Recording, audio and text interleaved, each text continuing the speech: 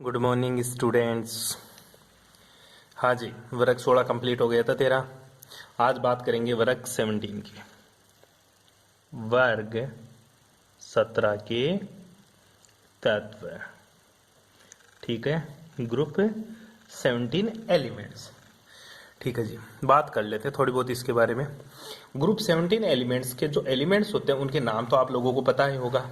जो गुरुजी ये स्टार्ट होते हैं कहाँ से है, ये जो एलिमेंट्स स्टार्ट होते हैं ये स्टार्ट होते हैं मेरा फ्लोरीन से, फिर तेरा क्लोरीन, फिर ब्रोमीन, फिर आयोडीन और लास्ट वाला तेरा एस्टेटीन, जिसको तू आंटी आंटी बोलता रहता। आज तक तेरे को आंटी पता है इसका।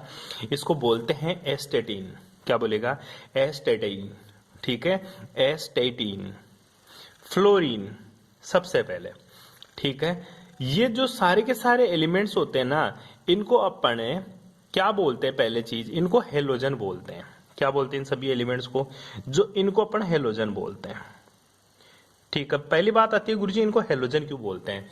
देख ध्यान देना, जो हेलो ग्रुप है ना, हेलो ये एक ग्रीक वर्ड है तेरा, हेलो, ठीक है। जिसका जो मीन होता है ना इस हेलो का, इसका मतलब होता है लवण, ठीक है, साल्ट। मतलब ऐसे एलिमेंट्स जो साल्ट का फॉर्मेशन करते हैं हेलोजन कहलाते हैं, ठीक है। सीधी सी बात ऐसी है, हेलो का मतलब होता है साल्ट, जन का मतलब होता है उत्पन्न करने वाले। जो साल्ट प्रोड्यूस करते हैं वो क्या कहलाते हैं? मेरे सारे के सारे हेलोजन कहलाते हैं, ठीक है। क्या कहलाते हैं रे? हेलोजन कहलाते हैं। ये सारी की सारी जो हेलोजन एलिमेंट्स हैं, ये सारे के सारे क्या है? पहली बात, ये सारे के सारे गुरुजी होते क्या है? ये बहुत ही ज्यादा रिएक्टिव होते हैं। क्या होते हैं? बहुत ही ज्यादा रिएक्टिव होते हैं। और सारी की सारी मेरी क्या होती है? नॉन मेटल होती है। क्या होती है? सारी की सारी मेरी नॉन मेटल होती है। सिर्फ 80 को छोड़ दें। किसको? 80 को, एस्टेटीन को छोड़ दे। एस्टेटीन तेरा एक रेडियो एक्टिव सब्सटेंस है। क्या है रे तेरा? रेडियो एक्टिव सब्सटेंस होता है मेरा, ठीक है। बाकी की सारी क्या है? मेरी नॉन मेटल्स होती हैं, ठीक है। कोई प्रॉब्लम यहां तक? ठीक है। इनकी जो नेचर में एविडेंस होती है, ये नेचर में कैसे मिलते हैं? मतलब इनकी उपलब्धता, नेचर में इनकी उपलब्धता, उपलब्धता मतलब इनकी एविडेंस किसमें? नेचर में। नेचर में कैसे पाए जाते हैं? जो तेरा फ्लोरीन और क्लोरीन है ना, फ्लोरीन और दूसरा तेरा क्लोरीन, ये तो नेचर में बहुत ही अधिक मात्रा में पाया जाता है। लेकिन जो आयोडीन और जो ब्रोमीन होता है ना, ये प्रकृति में लेस क्वांटिटी में पाए जाते हैं और ये प्रकृति में बहुत ही ज्यादा पाए जाते हैं। फ्लोरीन और क्लोरीन नेचर में बहुत अधिक मात्रा में उपस्थित होते हैं, जबकि तेरा आयोडीन और ब्रोमीन है ना, ये प्रकृति में बहुत कम मात्रा में पाए जाते हैं, ठीक है जी। जो तेरा फ्लोरीन है ना, ये किस रूप में पाया जाता है वो देखिए जरा। जो फ्लोरीन है ना, ये मेरा इनसोल्यूबल फ्लोराइड के रूप में पाया जाता है। किसके रूप में पाया जाएगा बेटा? ये मेरा इनसोल्यूबल, इनसोल्यूबल मतलब अविलेय, फ्लोराइड के रूप में पाया जाता है। इनसोल्यूबल फ्लोराइड के रूप में पाया जाता है। फॉर एग्जाम्पल मैं बात करूं, जैसे तेरा CaF2, ठीक है, कैल्शियम फेराइड बोलते इसको। जैसे तेरा Na3AlF6, Na3AlF6, इनके रूप में ये पाया जाता है जी। नेचर में जो इनकी एविडेंस होती है वो होती है गुरुजी पोटेशियम, मैग्नीशियम, कैल्शियम के क्लोराइड या फ्लोराइड तेरे, ठीक है। ये सारी क्वांटिटी इनके रूप में पाई जाती है। आगे देख लीजिएगा, ये कहाँ पाए जाते हैं? और ये जो रिवर होती है उनके जल के अंदर, जो रिवर वाटर के अंदर भी ये मिल जाएंगे आपको।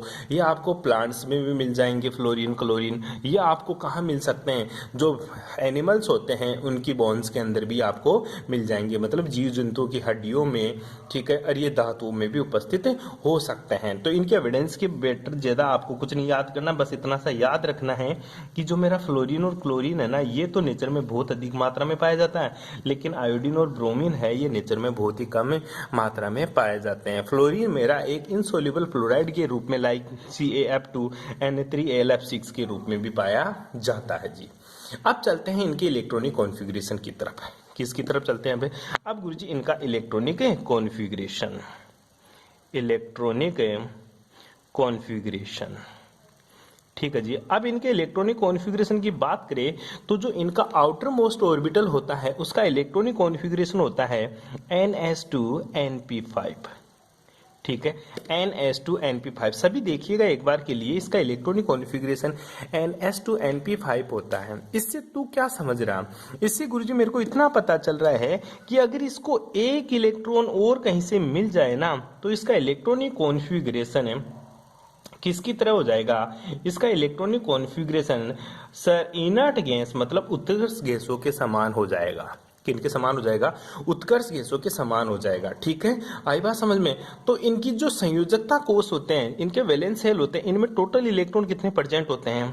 टोटल इलेक्ट्रॉन 7% होते हैं। इनके वैलेंस शेल में जो टोटल इलेक्ट्रॉन है वो कितने होते तेरे? 7 होते हैं जी।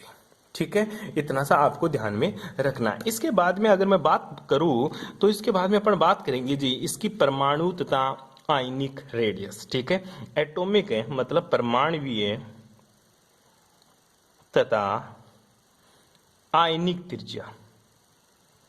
ठीक है, परमाणु तथा आयनिक त्रिज्या मतलब एटॉमिक तथा, ठीक है, एटॉमिक एंड आयनिक रेडियस की बात करते हैं। एटॉमिक और जो आयनिक रेडियस होती है उसके बारे में जरा देखिएगा। जो फ्लोरीन होता है, जैसे fluorine, chlorine, bromine, iodine, eighty की तो तू बात ही मत कर। क्यों? क्योंकि ये तो क्या होता है तेरा? रेडियो एक्टिव होता है। क्या होता है तेरा? Radio active. तो इसकी तो बात ही नहीं करेंगे अपन, इन 4 की बात करेंगे। तो गुरुजी एटॉमिक तथा आयनिक रेडियस, ठीक है, एटॉमिक रेडियस तथा जो आयनिक रेडियस है ये ऊपर से नीचे जाते हैं तो बढ़ती जाती है। क्यों? क्योंकि साइज इंक्रीज होता जाता है। क्यों रे? क्योंकि गुरुजी इनका साइज क्या होता जाता है? ऊपर से नीचे जाते हैं तो साइज बढ़ता जाता है, जिसकी वजह से इनका atomic and ionic radius increase होती है। बैठी बात समझ में? नेक्स्ट चलते हैं अपन। ठीक है, आयनाइजेशन पोटेंशियल, ठीक है, आईपी। ठीक है, आयनन विभव। दूसरी जो बात करता हूं मैं, पहला अपने इलेक्ट्रॉनिक विन्यास पढ़ा, दूसरा अपने परमाणु तथा आयनिक त्रिज्या पढ़ा। ठीक है, तीसरी जो बात करता हूं जी वो बात करता हूं इसके आयनन विभव की। किसकी बात करेंगे अपन? आयनन विभव। देखिएगा एक बार ध्यान से देख, आयनन विभव मतलब आईपी। आयनन विभव मतलब आईपी। तेरे को पता आयनन विभव के बारे में बार बार तेरे को बताया। आयनाइजेशन पोटेंशियल का मतलब होता है एक इलेक्ट्रॉन, क्या रे? एक इलेक्ट्रॉन रिलीज करने के लिए जो तू एनर्जी देता है वो क्या कहलाती है मेरी? आयनाइजेशन पोटेंशियल मतलब आईपी कहलाती है। कोई दिक्कत यहाँ तक? अब देखते हैं आयनाइजेशन पोटेंशियल की बातें। आयनाइजेशन पोटेंशियल का मतलब यही है कि गुरुजी जो फ्लोरीन होता है, क्लोरीन होता है, ब्रोमीन होता है, आयोडीन होता है, तो अगर अपन ऊपर से नीचे जा रहे हैं तो आयनाइजेशन पोटेंशियल का मान गुरुजी घटता जाता है। क्यों? क्योंकि ऊपर से नीचे जाने पर जो मेरी साइज होती है वो बढ़ती है। क्या होती है बेटा?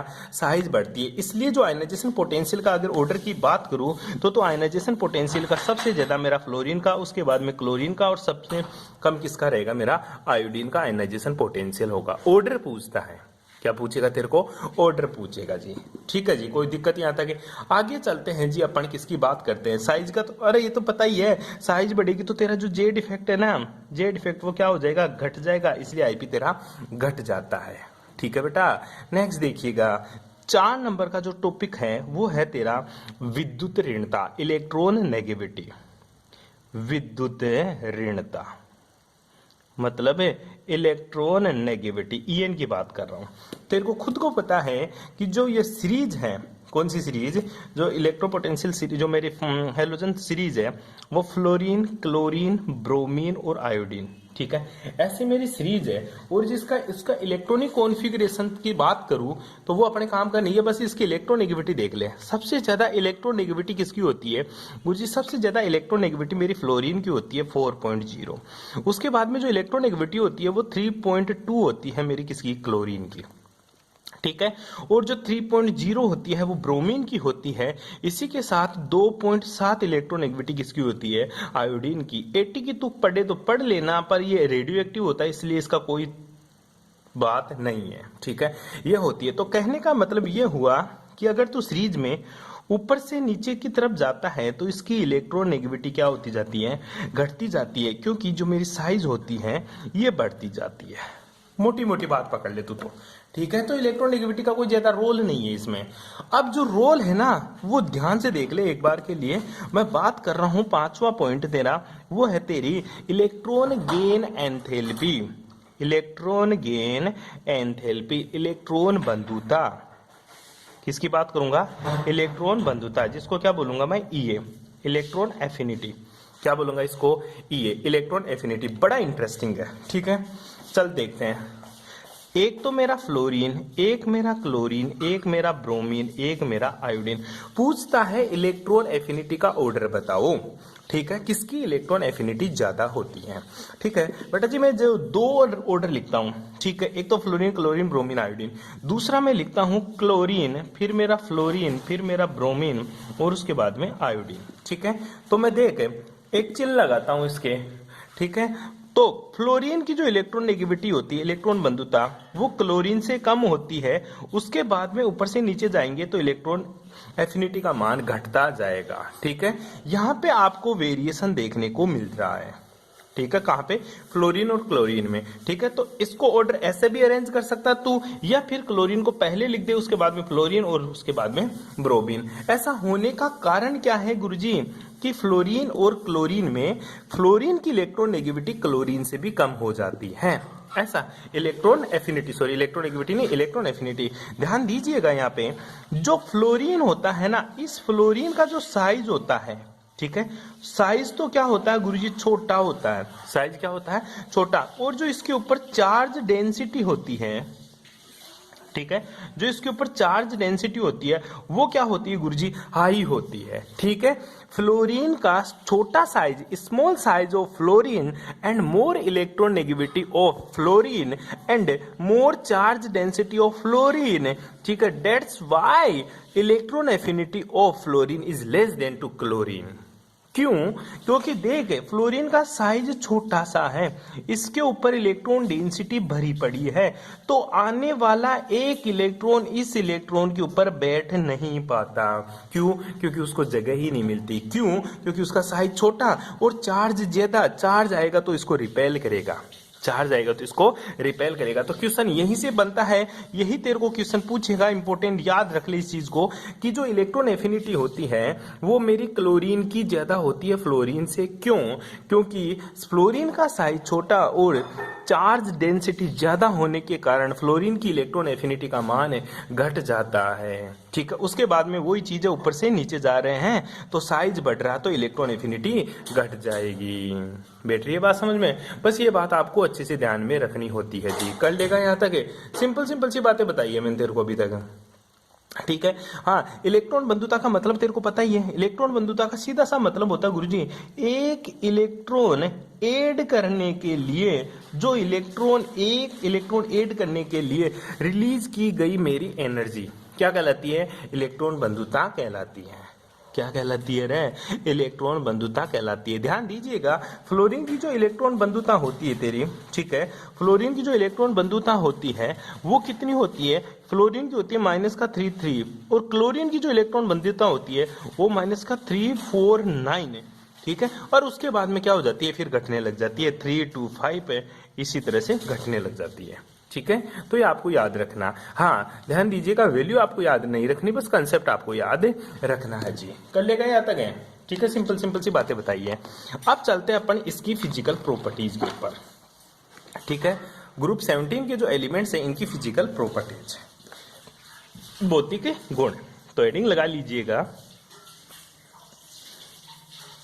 Physical properties. फिजिकल प्रॉपर्टीज मतलब इसके भौतिक गुण। क्या क्या भौतिक गुण है? भौतिक गुणों में आपको ज्यादा कुछ नहीं याद रखना, इतना सा याद रखना है कि जो मेरा फ्लोरीन होता है, ठीक है, जो मेरा फ्लोरीन और जो मेरा क्लोरीन होता है ना, ये दोनों तो कौन सी स्टेट में पाए जाते हैं? ये दोनों तो हमेशा गुरुजी गैसियस स्टेट में पाए जाते हैं। कौन सी स्टेट में मिलेंगे आपको? गैसीय अवस्था में। फ्लोरीन और जो क्लोरीन होता है ये मेरा गैसीय अवस्था में मिलता है मोस्टली। जो ब्रोमीन होती है ये मेरे को लिक्विड अवस्था में पाई जाती है या लिक्विड अवस्था में मिलती है। इसी के साथ में बात करूं तो जो मेरा आयोडीन होता है ये हमेशा सॉलिड में मिलता है। किसमें मिलेगा तेरे को? सॉलिड में। बेटा जी बड़ा इंटरेस्टिंग है, फ्लोरीन और क्लोरीन गैस में, ब्रोमीन लिक्विड में, और जो आयोडीन है वो मेरे किस में पाई जाएगी? सॉलिड स्टेट में पाई जाती है। ठीक है, अब इनके जो गलनांक और क्वथनांक होते हैं, ठीक है, जो फिजिकल प्रॉपर्टीज में पहले पढ़ ली। दूसरी थे इनका जो मेल्टिंग पॉइंट, ठीक है। और जो बॉइलिंग पॉइंट है ना वो क्या होते हैं गुरुजी, ध्यान दे, मैं बात करूं अगर फ्लोरीन, फिर क्लोरीन, फिर ब्रोमीन, फिर आयोडीन, तो ध्यान दे ऊपर से नीचे जाएगा तो इनका जो मेल्टिंग पॉइंट है और जो बॉइलिंग पॉइंट है उन दोनों के ही मान क्या होते हैं गुरुजी, बढ़ते जाते हैं। क्यों? क्योंकि साइज बढ़ती जाती है। कर लेगा? अरे कोई प्रॉब्लम? यहाँ पे एक इसकी जो तीसरी फिजिकल प्रॉपर्टीज है वो बड़ी इंटरेस्टिंग है। कैसे? तीसरी जो फिजिकल प्रॉपर्टीज है ना वो ये है कि जो जितने भी तेरे हेलोजन एलिमेंट्स है, फ्लोरीन, क्लोरीन, ब्रोमीन, आयोडीन, ये सारे के सारे क्या होते हैं, रंगीन होते हैं। क्या होते हैं रे? रंगीन होते हैं। मतलब ऑल हेलोजन एलिमेंट्स क्या होते हैं, आर कलर्ड। ठीक है, जितने भी हेलोजन तत्व है सर वो सारे के सारे क्या होते हैं मेरे, रंगीन प्रकृति के होते हैं। कौन सी प्रकृति के होते हैं? रंगीन प्रकृति के होते हैं। इसका सबसे मोटा सा आंसर यह है क्योंकि जो हेलोजन एलिमेंट्स का इलेक्ट्रॉनिक कॉन्फ़िगरेशन होता है NS2 NP5, ठीक है। तो S इसमें तो 2 इलेक्ट्रॉन और इसमें कितने इलेक्ट्रॉन देखिएगा एक बार के लिए, 1 और 2, 1 2 3 4 5, मतलब 1, ठीक है। एक इलेक्ट्रॉन हमेशा क्या रहता है, अनपेयर्ड रहता है। क्या रहता है? अनपेयर्ड रहता है। इसलिए जो हेलोजन होते हैं ये मोस्टली कलर्ड प्रकृति के होते हैं, ठीक है। पर ध्यान दीजिएगा इसमें जो कलर्ड प्रकृति मतलब जो कलर तो शो करेंगे ही करेंगे। ऐसा क्यों? क्योंकि जब तू हेलोजन एलिमेंट्स की बात करूं, जब इस sp ऑर्बिटल में कितने इलेक्ट्रॉन है अनपेयर्ड, 1, ठीक है। ठीक है, ये मेरा NP है, NP5। जब तू इसके ऊपर रेडिएशन डालता है, जब तू इसके ऊपर क्या डालेगा गुरुजी, रेडिएशन डालता हूं, ठीक है। रेडिएशन कौन सी? hν। लाइट की एनर्जी कितनी होती है बेटा? हमेशा hν। तो होगा क्या, ये इलेक्ट्रॉन यहां से एक्साइटेड स्टेट में चला जाएगा।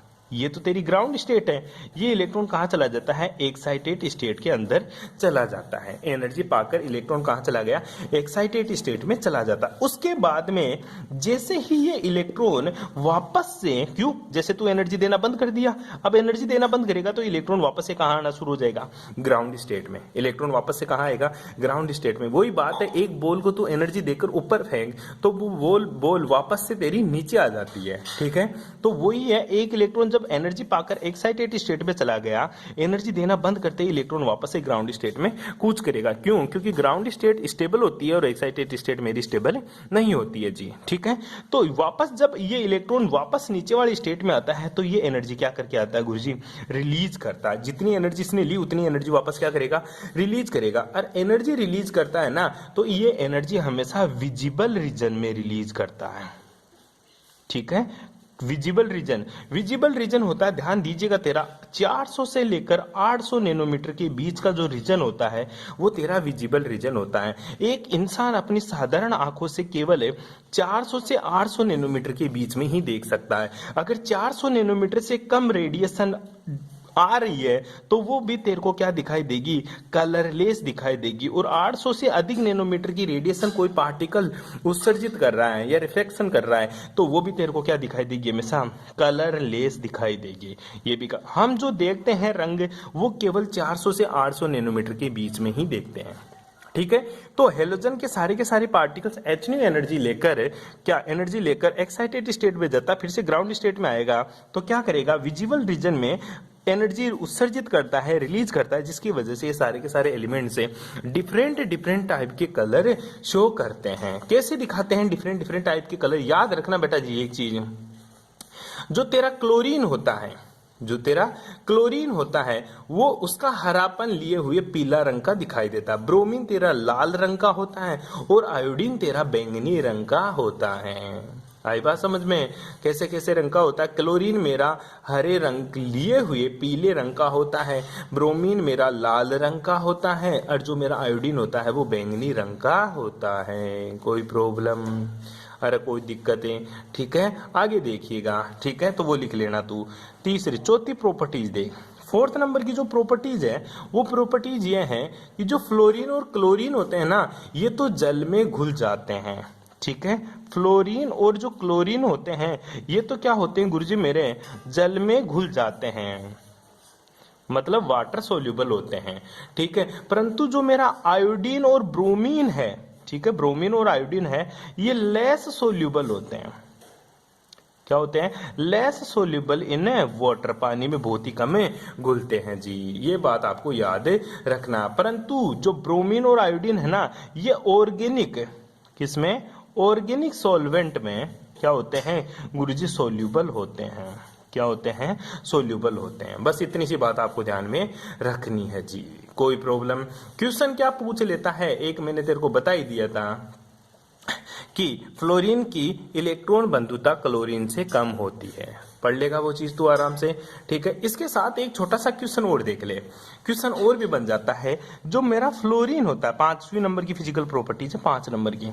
क्या है 5 नंबर की फिजिकल प्रॉपर्टीज? कि जो फ्लोरीन होती है गैस F2, ठीक है, इसकी वियोजन एंथैल्पी क्लोरीन से कम होती है।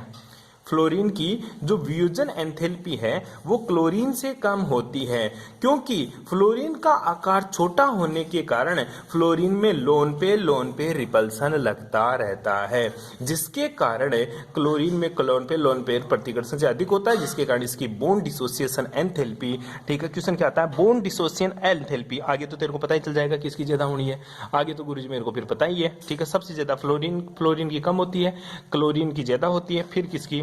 फिर ब्रोमीन की, फिर किसकी? आयोडीन की, ठीक है। इनकी बॉन्ड डिसोसिएशन एंथैल्पी कम होती है। क्यों होती है? क्योंकि इनका साइज ज्यादा होता है, साइज ज्यादा होने के कारण इनकी बॉन्ड डिसोसिएशन एंथैल्पी कम होती है। फ्लोरीन की बॉन्ड डिसोसिएशन एंथैल्पी क्लोरीन की तुलना में कम क्यों होती है? क्योंकि फ्लोरीन का जो साइज होता है ना वो स्मॉल होता है, जिसकी वजह से फ्लोरीन पर उपस्थित लोन पे रिपल्सन इंक्रीज हो जाता है, जिसकी वजह से बॉन्ड जल्दी ब्रेक हो जाता है। कोई प्रॉब्लम? ठीक है, ये बातें आप लोगों को पढ़नी है, बाकी बातें करेंगे नेक्स्ट क्लास में। Thanks for cooperation.